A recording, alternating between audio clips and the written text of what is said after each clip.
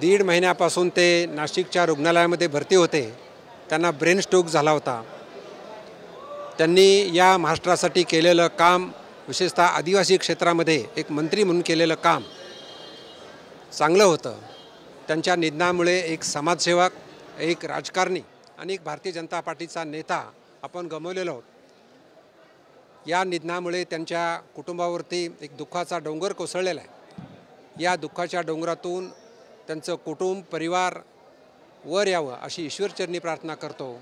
आणि मी माझ्या वतीनं, आमच्या पक्षाच्या वतीनं आणि कराड कुटुंबियाच्या वतीनं त्यांच्यासाठी मी श्रद्धांजली अर्पण करतो।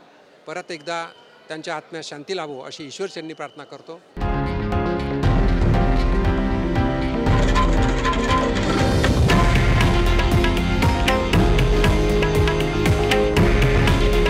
हे आहे देशातील नंबर 1 न्यूज नेटवर्क आणि आपण पाहत आहात TV9 मराठी।